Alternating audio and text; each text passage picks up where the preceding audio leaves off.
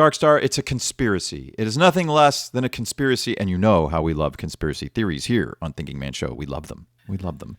What is going on in the PGA Tour's vast conspiracy to do what it's doing, which is get rid of PIF and succeed on their own without certain players who have exited?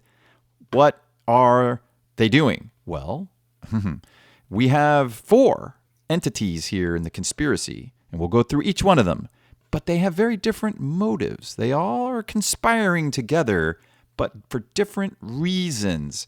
And I ask you, Darkstar, and I ask all of you audience members, will the conspiracy or the conspirators stick together? Will they be able to stick together with their very different objectives, even though they're bonded by similar motivations? They have different objectives. Darkstar, I'm going to come to you. You want to name them? You want me to name who these conspirators are? Well, I'm just going to start out by telling you we're back to my conspiracy by convenience because coincidence. Coincidence. Yes. Oh my God, I'm even screwing up.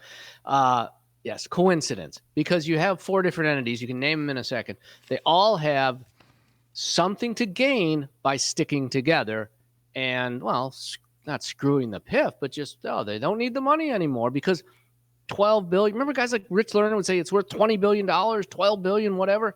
No, it's worth nothing. These guys are throwing a little cash at it and everybody's happy. And go ahead, start naming them because we got to get right to it. The rank and file PGA Tour players, the ones that most fans aren't familiar with, those guys, they are Group 1. And we'll come back to what Group 1's motivation. Let's get them all on table. Group 2 is a group of 1. I like that. Group 2 is a group of 1. Who could be in the group of 1? Elephant? Oh, no, tiger. Yes. There's a jungle cat in group of 1. Item 2 is a group of 1. Tiger. Carcass. Group 3 is SSG, the Strategic Sports Group. And there are the Billionaire Boys, as we call them now. The Billionaire Boys are Group 3, SSG. And Group 4 is the now seemingly forgotten, never talked about, never discussed any longer, but we know they're there. And that would be the good old-fashioned PGA Tour independent directors, the board members. We like to say the golf aristocracy down there in Ponte Vedra. That would be Ed Hurley, Jimmy Dunn, and the guys plus Mary Meeker, one woman. Those guys, yeah. But really Ed and Jimmy and the Seminole people, right? That's Group 4. So Group 1 is the rank and file. Group 2 is a group of 1, Tiger. Group 3 is SSG, the Billionaire Boys. And Group 4 are the independent directors down there in Ponte Vedra. These 4 groups have coalesced in this conspiracy to do what, Darkstar? Primarily, what have they achieved so far? Well, they've achieved by keeping the PGA Tour afloat, keeping it kind of with the aristocracy, and keeping enough people happy where they can keep those darn live guys, those guys that defected, those awful guys in their own little league, and they can't get points and they can't go to the majors. And so they're succeeding. And how long they'll succeed, well, that's what we're going to get into with these 4 groups. How long can they stay together? How long can they keep the PGA Tour afloat in this cabal, as you would say? The Piffers, Ed and Jimmy, the Piffers in this conspiracy, we'll go into that in a minute, they have been derailed, at least for now, by the Never Piffers. And the Never Piffers are those other 3 groups, Rank and File, Tiger, and SSG Billionaire Boys. Those guys have, put in some cash, as Darkstar just said, $1.5 billion, up to $1.5 billion. And therefore, they've been able to keep the PIF at bay because they need the cash there at PGA Tour operations to fund these signature events because they're expensive.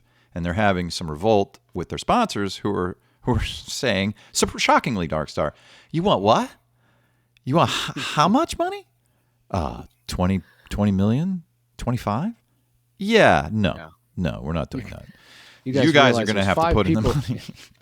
There's 5 people that watch your normal Yeah, events, we'll and give they don't you. buy anything. Yeah, we were a little bit stressed at the 8 million that you wanted, and you want to triple that. Yeah, no, we're not doing that. So you guys come up with the money. That's nice. See you later. I have to go now. Goodbye. Talk to my executive assistant about the details if you wish. But I have a bank to go run, or an insurance company, or a grocery store, or an oil company, or something. I'm busy. Don't talk to me again about this nonsense of 25 million. Yeah. So they're forking over a lot of money, and they don't have any other sources. So they're using the cash from SSG to do so. But how are they able to? Since they all want to, now let's go turn right away to why do they have a similar motive? Why are they never piffers? Because they're very different people, right? And there's an important relationship between Group 1 and Group 2, or lack of a relationship, really. The rank and file, Darkstar, we've touched on this before, audience, and it's becoming more and more obvious that Group 1, the rank and file, are interested in less competition for payday. And who could blame them? I mean, you're like, do you want to compete against 20 other top guys to make a first place finish and get $4 million in the signature event, or 15? Well, 15's less than 20. That's better. And I don't blame him. Let's put it in perspective. I'm one of the best 100 to 200 golfers in the world, and I struggle to make ends meet because I'm staying in hotels and I'm trying to jet around or rent cars. I'm paying my caddy 10%. And I make the cut and finish 20th, and I pick up, $25,000. That the Kevin Kistner famous quote. They still write a nice check for 20th place, but it's not Tiger money. It's not Rory money. It's not Live money. No, it's not Piff money. Is it real money? No, it's Piff money. It's not the Jet Crowd. So the non-Jet Crowd that play on the PGA Tour are interested in less competition. So they, manna from heaven has fallen upon the rank and file. A fair number of good players, PGA Tour winners, have left to go play elsewhere. It's a lot easier to win when those guys are gone. And you come to us with this framework nonsense last summer, and you're telling us that we're going to go compete with all those guys again? No. We don't. No. We're not interested in that. We want money. Yeah. We don't want competition. Therefore, we're never piffers. Does that sound right to you, Darkstar? Absolutely. I mean, I can't, like I said, can't blame them. I have to say that again. And they have every right to do what they're doing. Yeah, it's understandable, right? It's understandable. In spite of the fluff that the media and their rabid fans put out there, which is awesome. These guys are as pure as the driven snow in their motives. They're not interested in money at all, Darkstar. They play for the glory. They play for trophies. Their wives don't care about clothes and cars and going on vacation. Their children attend the cheapest public school they can find. That's what they're interested in. They just want trophies. In fact, if there was no money at all, they'd play anyway. That's how dedicated these people are. Not like those Live guys who are evil money grubbers. And I'm sure they think about that right up until they have to go inside the terminal at the airport while the other players drive their car to right on the tarmac and get in their jet. Yeah. Well, if you asked all the PGA Tour's rabid fans, the ones that say these things like what I just said, to write a check. Everybody out there that's a rabid PGA Tour fan, stroke a check for $100. Send $100 to Ponte Vedra to support these players. How many checks do you think they'd get? 4, maybe 5. And, come on. So everybody's trying to make a living. Let's not blame anyone for trying to make a good living and a better living and get ahead and have wealth if they can achieve that with their talent. That's humankind, right? That's all good. So they don't want competition. Okay, put a check mark next to that. Tiger, the group of 2, which is a group of 1, Tiger is not interested in those things at all because he doesn't even play golf really anymore. He sort of plays golf. What does he want, Darkstar? We've been over it a million times. What does Tiger want? So he wants his power. He wants to run things. I want to be king. He wants to win. He's got to win something else. I want to be King Tiger. And Piff is in his way. He clearly can't have them around. And these SSG guys look like they like him, and he has blessed that investment. So it's looking pretty good for Tiger right now. We've talked about that a bunch of times. We won't spend time here on that. But King Tiger has the SSG as his guys, apparently, putting in the money to get him a few years down the road and get the tour on track to maybe breaking even with these big-time payoffs. Maybe. We'll see. So he's definitely a never piffer. Group 3, SSG. They were a little bit harder to figure out. We've sort of come down on one side in previous shows that they are never piffers, but I have said, and I'm still there, that, gee, their money looks a lot better when it's next to Piff's money, and that's probably true. But where I might be falling down on this one is that it's play money. They're going to light $100 million on fire each of these billionaire guys, and so be it. We get a few years out of playtime and notoriety and press and all that good stuff that we like with our money. It's a toy, and therefore Piff coming in, that'd be fine. But the terms that we're going to offer Piff, or that we are offering Piff, are unacceptable to Piff. Yeah. So I've always said it comes down to their egos. They have the capital to, as you said, light $100 million on fire. However, after that fire burns out, there's going to be a contract, and we are going to talk at a different show about how the equity shares may work. And that's going to be a little bit different. The ego can go so far. I can light X amount of dollars on fire, but eventually, the PGA Tour is going to, as they say, have to pay the piper. And then we'll see in a few years. So unfortunately, what I'm really seeing is this conspiracy is going to drag things out even longer, and unfortunately, the majors are going to suffer. But I don't want to get too far off topic, as I like to do. But go ahead. It's a nice pivot, though. So the SSG guys, the Billionaire Boys, Group 3, they're also never piffers. Now we turn to the most interesting group, really, in this conspiracy, and that is Ed and Jim, the independent directors in the golf aristocracy, the traditional golf aristocracy that was running the show and everything was going along just fine until disaster struck. Until, I don't know, it'd be very curious to me who got SSG, who brought SSG to the fold. Because right now, the Ed and Jimmy, they've taken Spieth's places. They're dead silent. Where did they go? You couldn't turn on the TV without Ed Hurley being, saying something to somebody. Jimmy Dunn was all over. Was, I'm sorry, not Hurley. Yeah, you're right. Jimmy Dunn was just all over the media every time you turned on the channel. Yeah, he had to testify at the Senate in July. Yeah, we've asked this question before, audience, and we don't have the answer. We would love to find the answer, but nobody's going to offer that up. That would be very, very, very difficult to find. But we can analyze the breadcrumbs and try to figure it out, but we're still not anywhere close to knowing the answer to this question, which is, where did the SSG guys, where did Fenway Group come from? Now, we know that Monahan worked there back when he was a younger guy, but he was a kind of a nobody, but maybe he knows John Henry reasonably well, or some of the other top guys there, maybe well enough to pick up the phone and call him now that he's achieved a certain measure of success being the commissioner at the PGA Tour. Maybe. And there was a familiarity there. So maybe it was Monahan, maybe in job maintenance mode, because seeing the handwriting on the wall, hey, if this framework thing comes together, they're going to get rid of me. Maybe. Maybe I'm not that good. And I like my $15 million a year. I like that. It's a little stressful. Sometimes I have to go away and take a break because it's too stressful for me. Too stressful. But I like my $15 million. Yeah, I want to be. He gave Tiger the flu-like symptoms. Maybe so. Yeah, maybe so. So these independent guys, the Group 4, what happened? They went out and got this deal going, the framework agreement.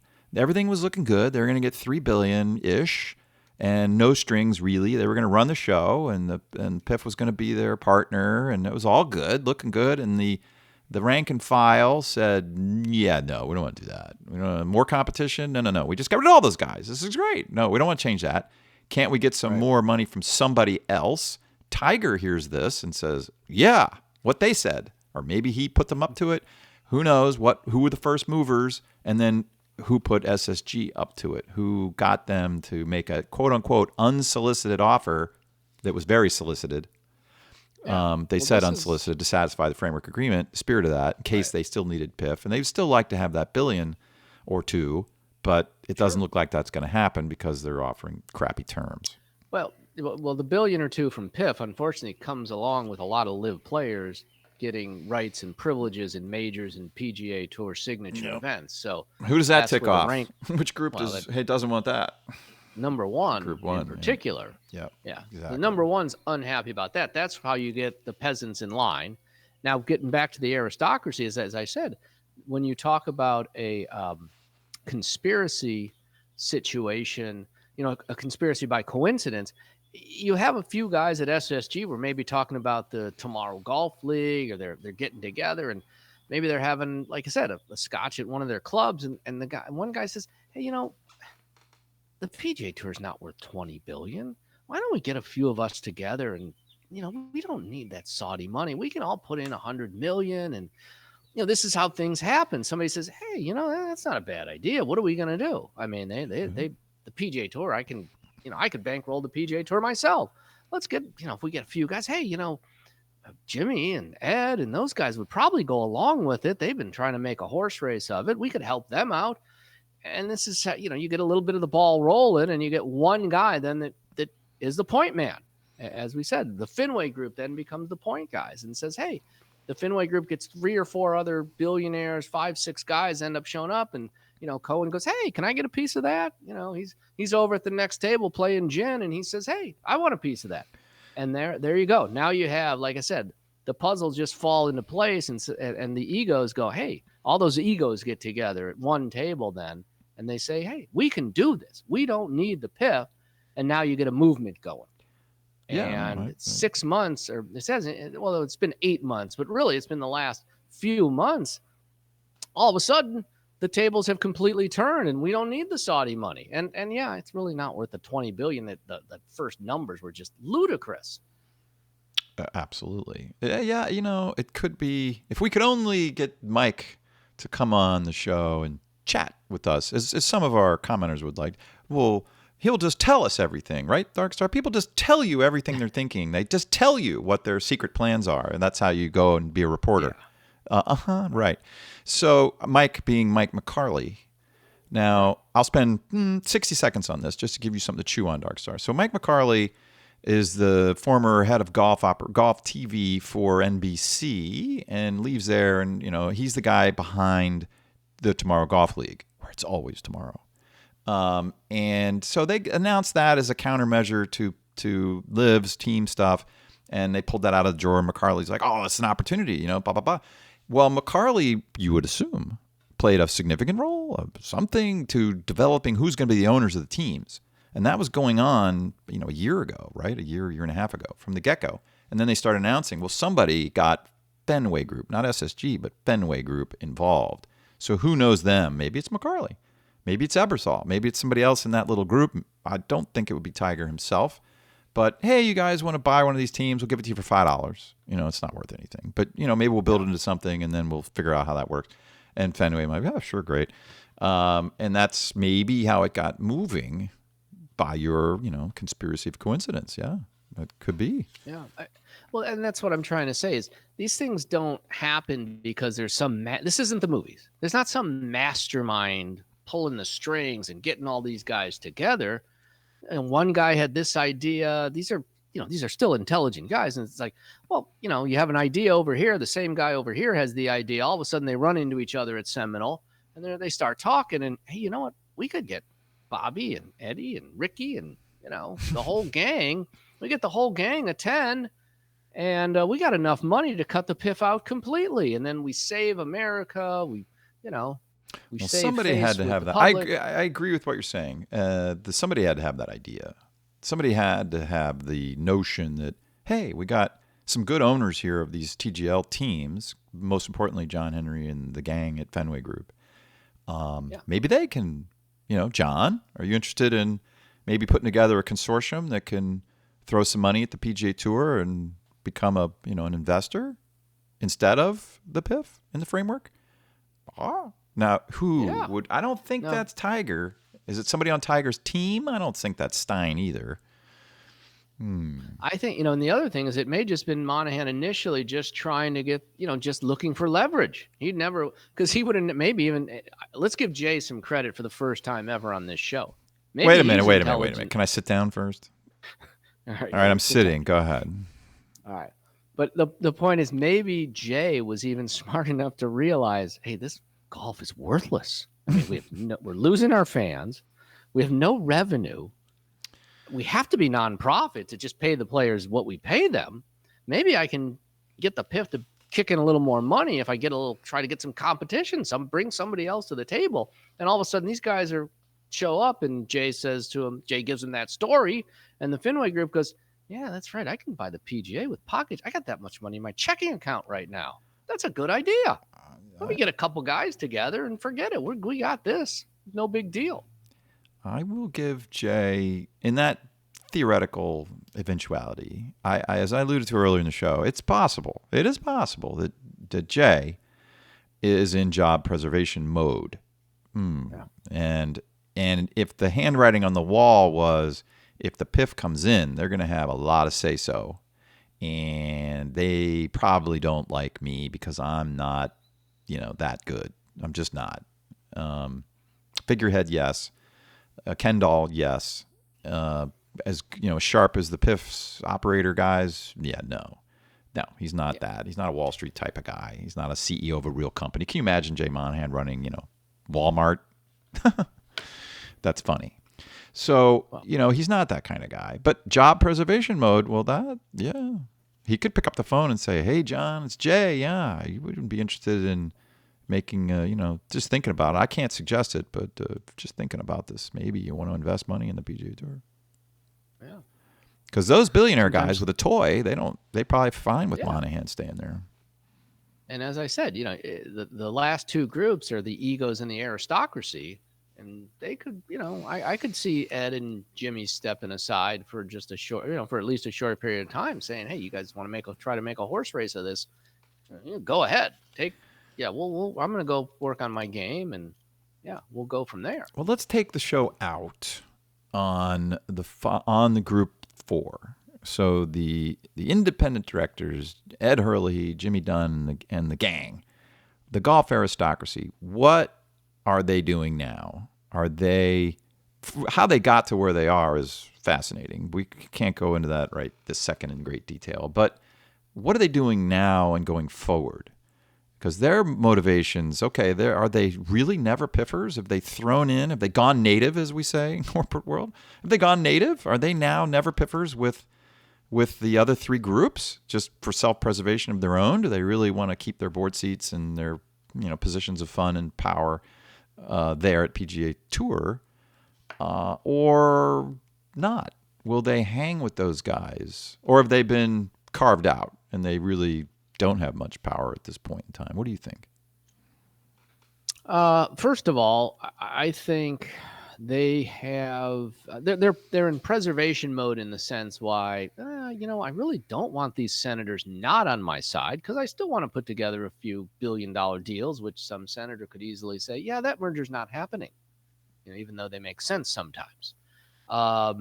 So they still have to curry favor to the American politicians. So that's preservation mode number 1.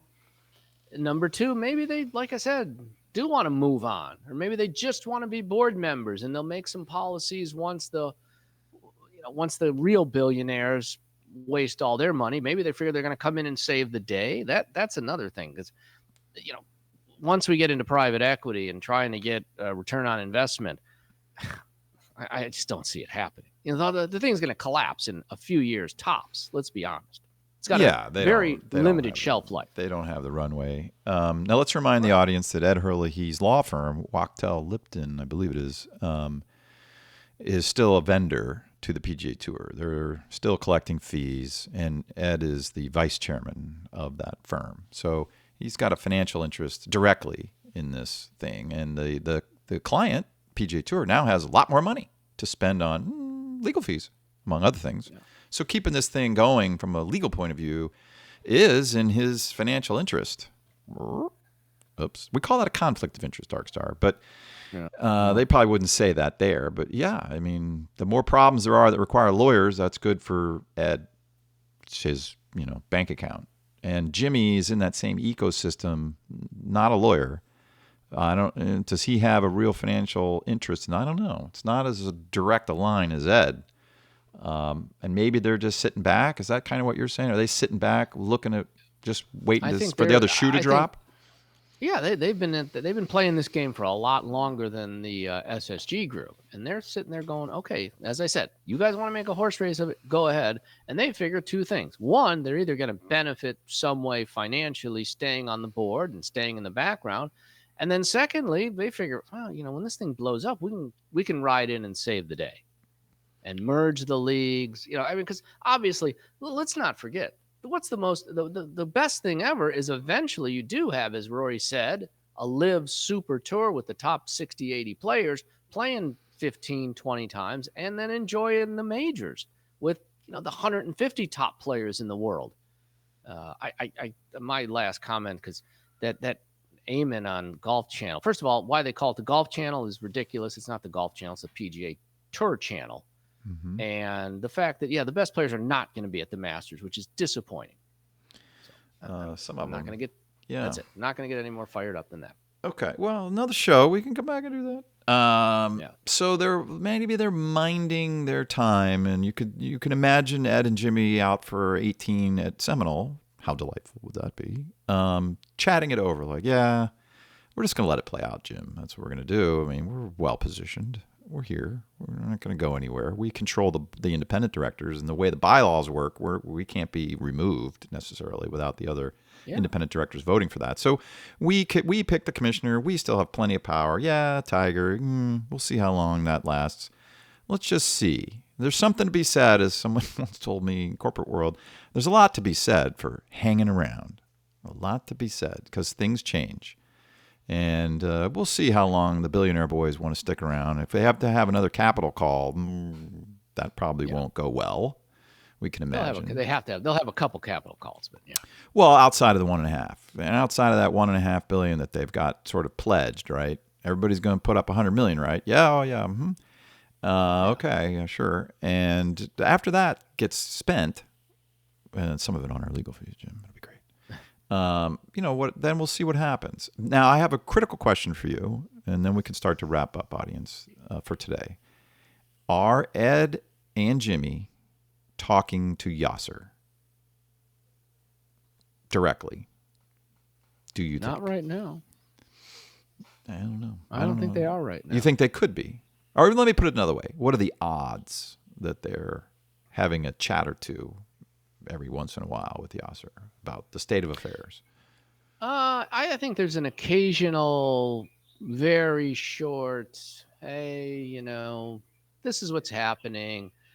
We'll know in another month, and then we'll give you an update. It's purely a update on what's happening, what's the state of the PGA Tour, SSG group combination.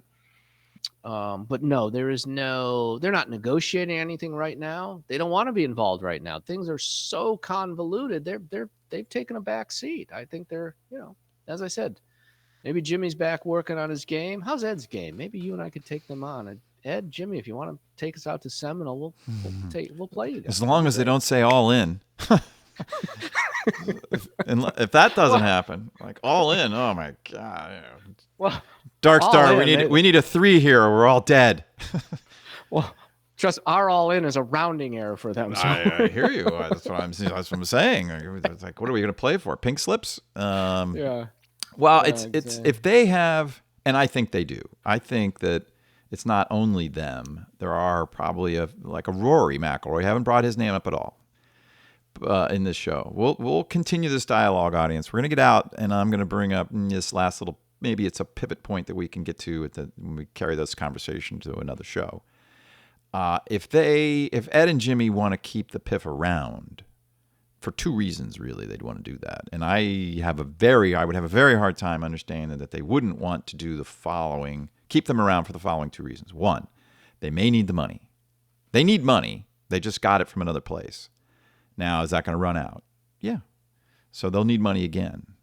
Okay. And the current guys, the SSG billionaire boys, probably aren't going to be forking over another $1.5 billion. Okay. Number 2, the PIF could really make things difficult for the PGA Tour if they so chose. They could invest in the DP World Tour, as we've said. That would be a problem. They could continue to do things to rile up the situation in pro golf. And that makes it harder for the PGA Tour to get success, to have more bigger audience, to have better TV ratings, to get another TV contract, to do the things that they need to do in order to make revenue, to get more money out of their investors if they need it. So you want to keep the PIF, not only close, but ameliorated to some extent, like, hey, Yasser, don't go crazy and do something, that's really going to torpedo the sport. I mean, tear it down. I don't think the PIF wants to tear it down. We don't think that. We've never thought that. They absolutely don't want to tear it down. They want quite the opposite. They want a healthy ecosystem. Right. They want a healthy ecosystem that they are part of to do what they want to do, which we said is to work in that ecosystem, the financial markets, the world acquisitions market. Yeah, when you put it like that, and to wrap it up, they need to keep the PIF around. They need to keep the PIF happy for as long as they can, because the players on LIV are not going to sit around for much more than, I'd say, 2 years at most. The young stars are going to say, hey, you told us something was going to happen. Now it's time. You got to make it happen. You're either going to buy the DP Tour, buy the Open Championship. We risked our careers and our livelihoods. Now, not livelihoods. Obviously, they're getting paid a good chunk of change. However, we still, the young stars are still going to want to play in those majors and compete at the highest level. And golf can only stand maybe a year or two of this division regardless. So, yeah, they have to keep them around. They have to keep them happy. It's a delicate dance that the PGA Tour and this group 4, these independent board members, Ed and Jimmy and the guys, have to dance. It's a delicate dance they have to perform to keep the PIF around and not ticked off. And I don't know that that's going very well at the very moment. It's not going well at all right now. If the PIF can figure out a way to become a partner of, invest in, somehow get the European Tour into their camp, then, boy, that's bad news for the PGA Tour. As Bryson DeChambeau said, that would be bad for the PGA Tour. Plan B, right? Yeah. Plan B. Go ahead, let's get out. You take us out. Yeah, think about this. Rory wins the Masters. He'd be crazy not to go to LIV and just be done with this whole PGA Tour disaster. Just like Rahm did. Rahm wins that major. He knew he was going the whole time. Yeah, I don't know how Rory pulls it. I'd like to leave it right there. I got to throw in that. I like Rory I like Rory coming out and saying, and we've told our inner circle this on the podcast, so we'll let this little bit slip out here onto YouTube. If Rory announces tomorrow or the day after he wins the Masters, if that should happen, that I'm going to play on the European Tour now. I'm going to still play in PGA Tour events selectively, but my home tour, I'm going back to my roots, going back to Europe. My home tour is the European Tour. If that happens, and then there's money from PIF to the European Tour at the same time, that's, I think, good enough. You don't have to get Rory to LIV. You just get Rory to the European Tour, and then you put LIV guys in the European Tour events, and you have effectively created the same thing, right? Yeah, because there won't. Exactly. Because there will not be enough personality on the PGA Tour to get any sponsor money. Well, you can imagine, like the top 25 LIV guys or 20 that play up to that, or they're ranked in the top 20 of LIV. If you're ranked there now, you get to go and play in the, the Dubai Desert Classic or something on the DP Tour with Rory. So there's Rory with the other 20 LIV guys and the rest of the field. It looks a lot like a LIV event. But Rory's not on LIV. So there you go. Yeah. And and the purse is $25 million. The purse is still huge, just like a LIV event. So it's now all one big happy. All the piffers are together, and Rory gets to save face. He doesn't have to say that he betrayed his previous words that he could never play on LIV. All right, I am out for now. Dr. Darkstar's out. If you're a fan of the show, be sure to subscribe to our new audio podcast. That is where you will get topics that'll never get to YouTube. And there are a lot of those that we like to talk about that'll never make it to YouTube. So look in the description below for the link over to Substack. That's where you can subscribe to the podcast. And thank you again for being a fan.